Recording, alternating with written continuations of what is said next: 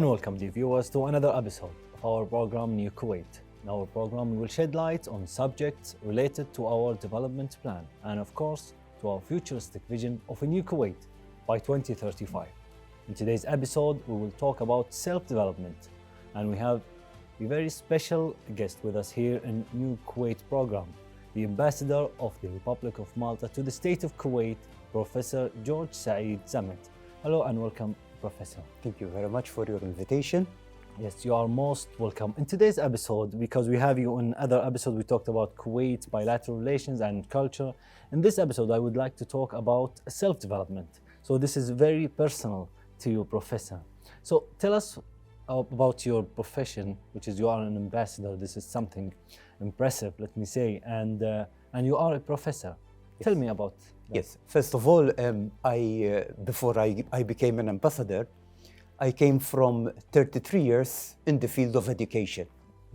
I studied archaeology and anthropology, and I'm also a lover of languages. One of the languages that I studied is Arabic, actually. Yes. So I can say that Arabic is one of the most beautiful languages that I ever learned in my life, because it's similar to Maltese. Maltese language, 60% of it is Arabic, because Malta historically was part of this Semitic civilization in the Mediterranean many centuries ago. Yes.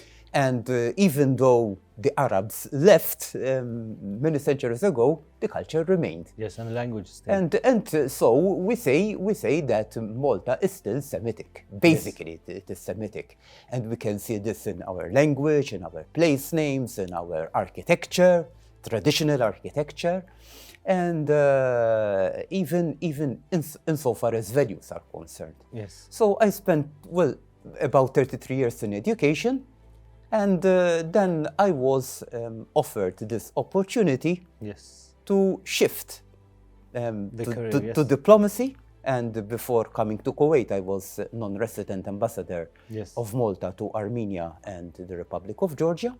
And then I was offered this interesting post here in Kuwait, in this beautiful country, in this marvelous country. Yes. And so I come from this cultural aspect. So tell me about your personal development as archaeology. You said, and you are 33 years in education. Yes. This is impressive. Yes. Tell me about this part of your life. Well, I studied archaeology in Malta, then in the UK, and then in the Netherlands. My doctoral thesis, my PhD, I finished in 2016 at the University of Leiden. But again, it's not the fact that I studied archaeology. The fact what you do with it. Yes. You know, it's not what the certificate you gain. It's the tool. It serves you as a tool.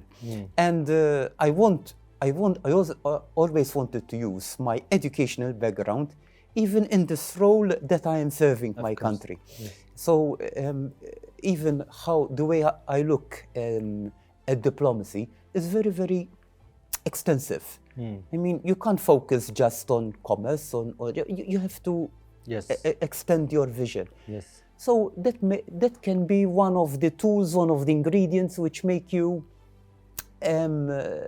positive looking. Yes, if you achieve something and you have a discipline in one area of your life, of course you can be an ambassador, a minister, someone to lead. Exactly. So tell us about the discipline part, because you studied in Malta, UK, and Netherlands, which is you went to 3 countries to collect your education. Yes. Nothing stopped you. That's called discipline, Your Excellency. Of course. Tell us about this part. How did you achieve this discipline for our viewers to maybe inspire from? Yes, that was further complemented even with my participation in conferences, in seminars, in training abroad. So studying in Malta, UK and Netherlands was not enough for me. I wanted to continue. So I continued my training in the United States, in many countries in Europe. It's the way you apply your knowledge to everyday life, to your work experience, to your relationship with people, with your family, with friends, with colleagues. in various areas. It's really interesting to know about this information. Of course, this is something to keep in mind. And now, dear viewers and Your Excellency, we'll go to a quick break and we will be right back.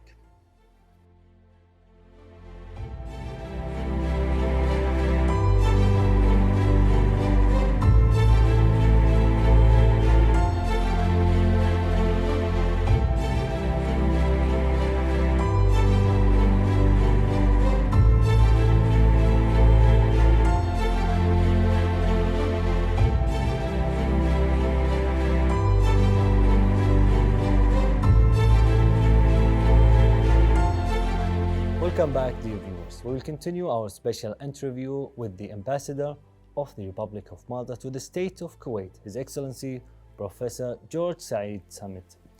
Professor, we talked before the break about education and self-development. This is something really important to our citizens to achieve one of the 7 pillars of our National Development Plan, which is creative human capital. Because after all, our citizens, our people, they are the ones who will take our country to the futuristic vision of a new Kuwait. Tell us about the importance of studying and specifically studying abroad.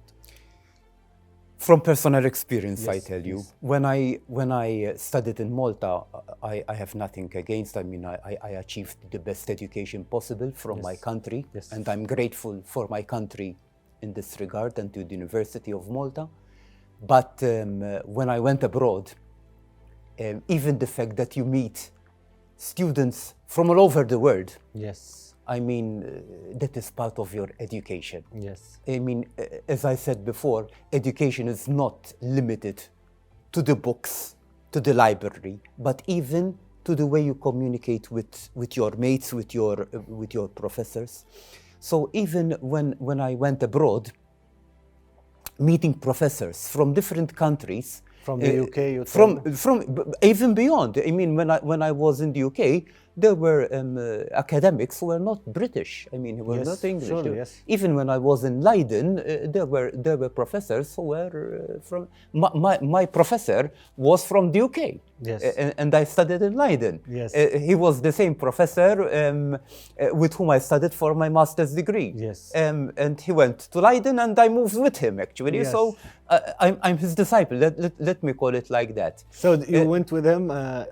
Actually, yes. He moved. He was given a professorship in Leiden.